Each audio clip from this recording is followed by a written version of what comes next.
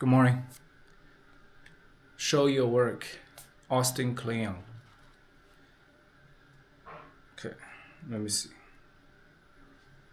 Structure is everything.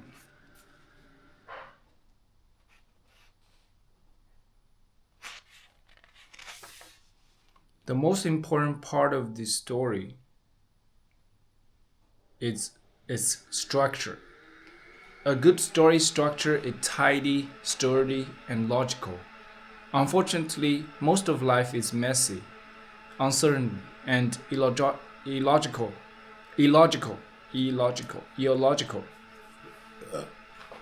A lot of our raw experiences don't fit neatly into a traditional fairy tale or a Hollywood plot.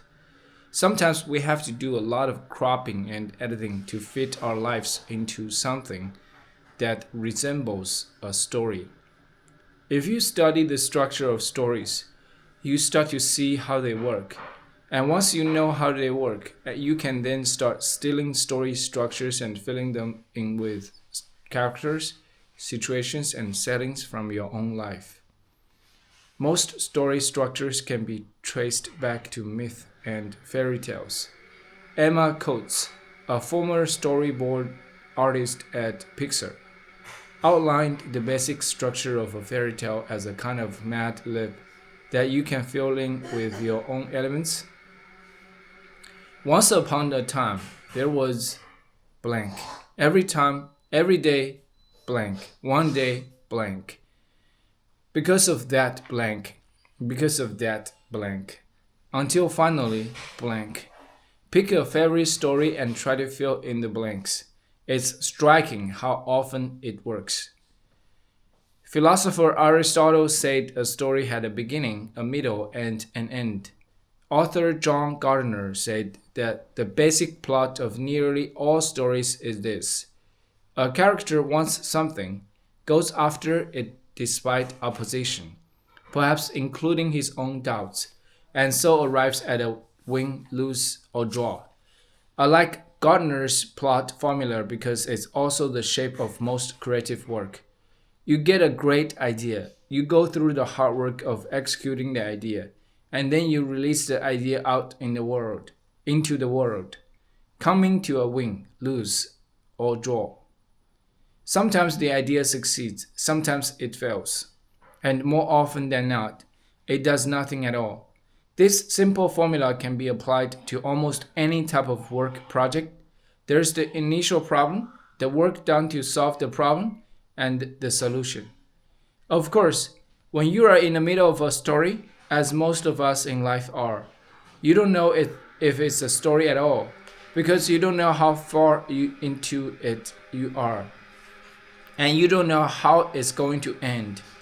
Fortunately, there's a way to tell open-ended stories, where we acknowledge that we are smack dab in the middle of a story, and we don't know how it all ends. Every client presentation, every personal essay, every cover letter, every fundraising request, they are all pitches. There are stories with the endings chopped off. A good pitch is set up in 3 acts. The first act is the past, the second act is the present, and the third act is the future. The first act is where you've been, what you want, how you came to want it, and what you've done so far to get it.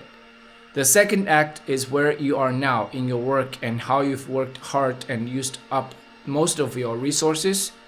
The third act is where you are going and how exactly the person you are pitching can help you get there. Like a choose your own adventure book, this story shape effectively turns your listener into the hero who gets to decide how it ends. Whether you are telling a finished or unfinished story, always keep your audience in mind. Speak to them directly in plain language. Value their time. Be brief. Learn to speak. Learn to write. Use spell check. You are never keeping it real with your lack of proofreading and punctuation. You are keeping it unintelligible. Whoa, that's harsh. Everybody loves a good story, but good storytelling doesn't come easy to everybody. It's a skill that takes a lifetime to master. So study the great stories and then go find some of your own. Your stories will get better the more you tell them. Cool. Telling stories. I'm trying every day. But I need better structure and I need to look back my reading and make changes. Yeah. Proofreading myself and then I use AI for polish and learn from AI's polish work. That's my plan. Alrighty, I'm going to eat breakfast with family. Thanks for reading with me.